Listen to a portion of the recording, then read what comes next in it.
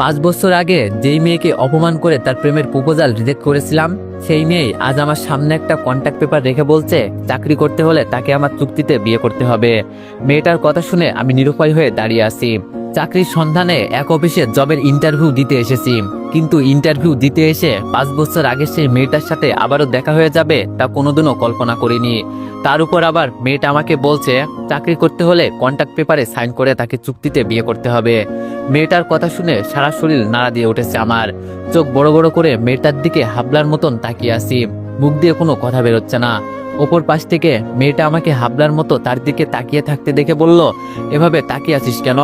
অবাক হয়েছিস মনে হয় আমাকে এখানে দেখতে পেয়ে? অবশ্য অবাক হওয়ারই কথা, কারণ গত 5 বছর আগে আমি কি ছিলাম আর এখন কি হয়েছি সেটা দেখে অবাক না হয়ে তো আর কোনো উপায় নেই। তবে যাই হোক, তুই কি আমাকে চিনতে পেরেছিস মিস্টার আকাশ মাহমুদ? আমি কিন্তু সেই তনু যাকে তুই গত 5 বছর আগে অপমান করে তার প্রেমের প্রপোজাল রিজেক্ট করেছিলি। মনে পড়ে কিনা দেখ তো আমার কথা। আমি বললাম জি মনে আছে। তনু বলল মনে থাকলে তো ভালোই। জানিস বহুদিন ধরে প্রত্যাশা করে বসে আছি তোর সাথে আমার কবে দেখা হবে, আর আমি তোর উপরে প্রতিশোধ নিব 17 সালের এপ্রিল মাসের 7 তারিখের করা অপমানের। আমি সেই দিনের কথা আজও ভুলিনি। ডায়েরিতে ডেটটা একদম টুকে রেখেছিলাম ভালোভাবে, আর সেই দিনটা এসেছে। অবশ্য আমি ভেবেছিলাম তোর সাথে পরবর্তীতে আমার দেখা হলেও তোকে অপমান করা সেভাবে সুযোগ পাবো না, কিন্তু আজ দেখছি তুই পুরো ভিখারির ন্যায় আমার সামনে এসে চাকরির জন্য হাজির হয়েছিস। মিস্টার আকাশ মাহমুদ, দেখলি তো সময়ের পরিবর্তন। গত 5 বছর আগে আমার কিছুই ছিল না। বিজনেসের সমস্ত টাকা মার খাওয়ার ফলে বাবা স্ট্রোক করে মারা গিয়েছিলেন। তখন আমার আর আমার পরিবারের মাথার উপরে কোনো ছাদ ছিল না। বাবার বিজনেসের এতটাই লোকসান হয়েছিল যে বাবার সমস্ত টাকা ডুবে যাওয়ার পাশাপাশি একগাদা ঋণে ডুবে পড়েছিলাম আমরা, যেই কারণে আমাদের বাড়িটাও সেই সময় আমাদের থেকে কেড়ে নেওয়া হয়েছিল। তখন আমাদের আশ্রয়ের খুব প্রয়োজন ছিল। তার উপরে তোকে আমি বহু আগে থেকেই ভালোবাসতাম। আমার বাবার সাথে তোর বাবার বেশ ভালো একটা সম্পর্ক ছিল, কারণ দুজনে একসাথে বিজনেস করত। কিন্তু আমার বাবা মারা যাওয়ার পর তোরা আমাদের দিকে সাহায্যের হাত তো বাড়াসিনি, তার উপর আমি তোর বুকে মাথা রেখে ঠাই খুঁজার প্রত্যাশা করাই তুই আমাকে একগাদে অপমান করে আমার প্রেমের প্রপোজাল রিজেক্ট করেছিলি। জানিস আমার ভিতরে সেই দিন এই আগুন জ্বলে উঠেছিল। আমি সেই দিন থেকেই প্রতিজ্ঞা করেছি নিজের বাবার যেটুকু ধন সম্পদ আমার নামে ছিল আমি তার থেকেও দ্বিগুণ টাকা আমার নিজের নামে কামাবো, আর সেই সঙ্গে তোর থেকে অপমানের প্রতিশোধ নিব। এরপর আমরা তোদের সেই শহরটা ছেড়ে অন্য শহরে চলে যাই। অন্য শহরে যাওয়ার পর আমার মায়ের কিছু জমি জমা ছিল, সেই সব মা বিক্রি করে আমায় অল্প সংখ্যক টাকা দেয় ছোটখাটো বিজনেস করার জন্য। মায়ের দেওয়া সেই অল্প সংখ্যক টাকা থেকে আমি নিজের এত বড় একটা অবস্থান তৈরি করেছি। আজ দেখ আমার সেই দুঃসময় তোর দেখা দিয়েছে, তাই তুই চাকরির জন্য আমার অফিসে ইন্টারভিউ দিতে এসেছিস। শোন, তোর চাকরিটা যদি তুই কনফার্ম করতে চাস তাহলে অবশ্যই তোকে কন্ট্রাক্টে সাইন করতে হবে। আমি বললাম তনু প্লিজ এমনটা করিও না, আমার চাকরিটা খুব প্রয়োজন। আকাশের কথা শুনে তনু চিৎকার দিয়ে বলে উঠলো, থাপড়ে তোর গালের সমস্ত দাঁত ফেলে দিব। তুই আমার নাম ধরে ডাকছিস কোন সাহসে? ম্যাডাম বলে ডাক। আমি বললাম ম্যাডাম প্লিজ আমায় চাকরিটা দিন, আমার চাকরিটা খুব প্রয়োজন। তনু বলল হ্যাঁ এবার ঠিক আছে। আর মিস্টার আকাশ, তোকে কি আমি বলেছি যে চাকরিটা দিব না? তোকে তো আমি চাকরি দিতেই চাইছি, কিন্তু তার জন্য তোকে তো সত্য মানতে হবে। তুই আমার কন্ট্রাক্ট পেপারে সাইন করে দে, যেখানে লেখা আছে তুই আমার সাথে 3 বছরের চুক্তিতে বিবাহ বন্ধনে আবদ্ধ হচ্ছিস।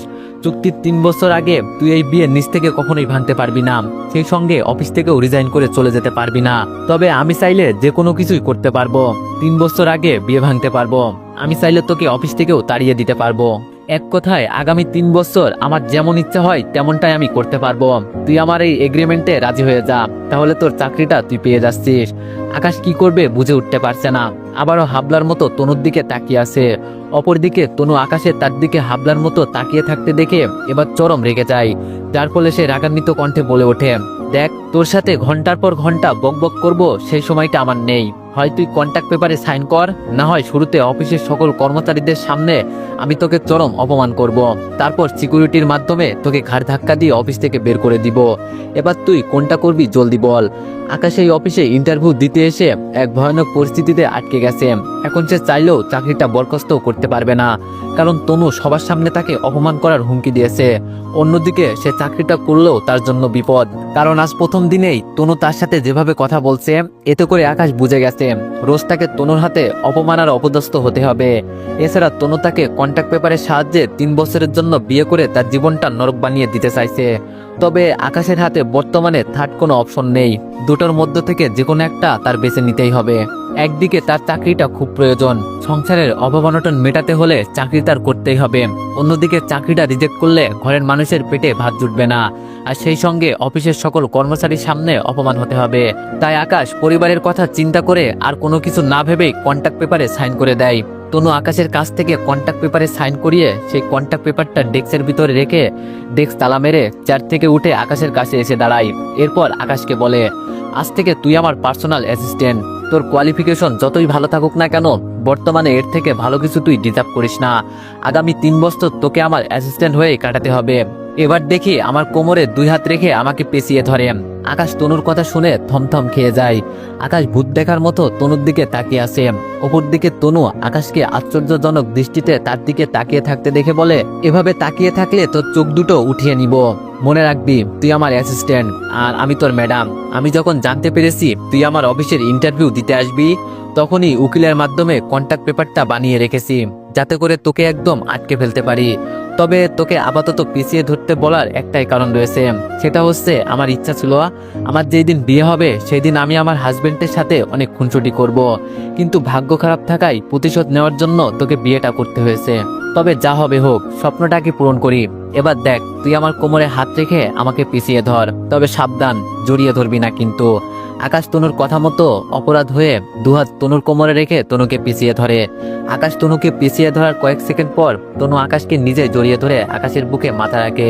তনু আকাশের বুকে মাথা রাখতেই আকাশের সারা শরীর কেমন যেন শীতল হয়ে যায়। আকাশের মনে হচ্ছে সত্যি সত্যি সে নিজের প্রিয়তমাকে নিজের বাহুতে নিয়ে রাখছে।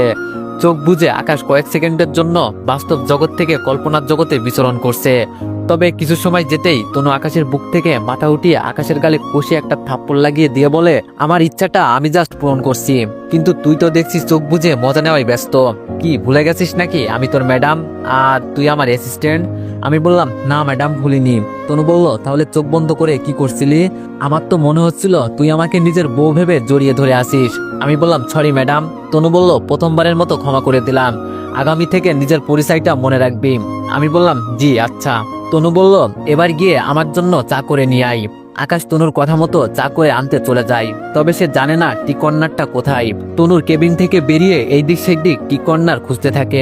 এমন সময় অফিসের ম্যানেজার আকাশের কাছে এসে বলে, তোমার চাকরিটা কি কনফার্ম হয়েছে? আমি বললাম, জি হয়েছে। ম্যানেজার বলল, কোন পোস্টে চাকরি দিয়েছে ম্যাডাম তোমায়? আমি বললাম, ম্যাডামের পার্সোনাল অ্যাসিস্ট্যান্ট হিসাবে। ম্যানেজার বলল, ও আচ্ছা, তবে তুমি এখন কি খুঁজাখুঁজি করছো? বেশ কিছু সময় ধরে দেখছি তুমি এই দিক সেই দিক কি যেন খুঁজে বেড়াচ্ছ।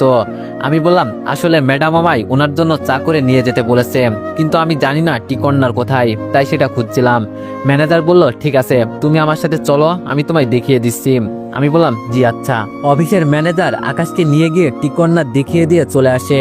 আকাশ চা বানিয়ে তনুর জন্য নিয়ে আসছে। আকাশ প্রচন্ড নার্ভাস চা কেমন হয়েছে সেটা নিয়ে।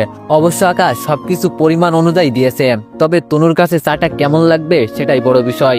আকাশ তনুকে চা করে দেওয়ার পর তনু চাটা মুখে দিতেই তনুর মেজাজ খারাপ হয়ে যায়, যার ফলে গরম চা ভর্তি কাপটা কোনো কিছু না ভেবেই তনু আকাশের শরীরের উপরে ছুঁড়ে মেরে বলে, এই অকর্মার ঢেকি, এটা কি চা বানিয়ে এনেছিস? চায়ের মধ্যে এত চিনি কেন? আমি যে চিনি একেবারেই কম খাই সেটা কি তুই জানিস না? আমি বললাম, সরি ম্যাডাম, আমি আসলে জানতাম না। তনু বলল, যা চায়ের ভাঙা কাপটা উঠিয়ে নিয়ে আবার গিয়ে আমার জন্য আরেক কাপ চা করে নিয়ে আয়। আকাশ তনুর কথা মতো চুপচাপ মাথা নুইয়ে চায়ের ভাঙা কাপটা ফ্লোর থেকে উঠিয়ে আরেক কাপ চা করার উদ্দেশ্যে কেবিন থেকে বেরিয়ে টি কর্নারে চলে যায়। টি কর্নারে এসে আকাশ আবারও চুলোয় চা বসায়। চুলোয় চা হচ্ছে আর উপর দিকে আকাশের চোখ দিয়ে টুকটুক করে পানি পড়ছে, কারণ একটু আগে ছুঁড়ে মারা তনুর গরম চা গুলোর কারণে আকাশের শরীরে প্রচন্ড জ্বালাতন শুরু করেছে। তবে আকাশ সেটাকে বেশি একটা গুরুত্ব দেয় না, কারণ সে এখন নিজেকে নিয়ে ভাবতে গিয়ে চা বানাতে কোনো গরমিল করলে আবারও তাকে সাজা পেতে হবে। এবার আকাশ তনুর জন্য ঠিকঠাক চা বানিয়ে নিয়ে যায়, যার কারণে তনু আর কোনো রিয়েক্ট করে না। তবে তনু চা নিয়ে আকাশকে কিছু না বললেও তবে আগের বারের চায়ে চিনি বেশি দেওয়ার কারণে আকাশকে বলে, এই যে শোন, তুই আমার অ্যাসিস্ট্যান্ট হলেও আমি জানি তুই যোগ্যতা সম্পন্ন একটা ছেলে, তাই তোকে এখন কিছু কাজ দিব, সেই সব তো সম্পূর্ণ করতে হবে। অবশ্য ফাইলগুলো যদিও আমার সম্পূর্ণ করার কথা, কিন্তু প্রথমবার তাই বেশি চিনি দেওয়া শাস্তি এটা তোর। এই যে আমার ডেস্কের উপরে 3টা ফাইল রয়েছে, ফাইলগুলো ফার্স্ট টু লাস্ট শেষ করে বুঝিয়ে দিয়ে তারপর বাসায় যাবি।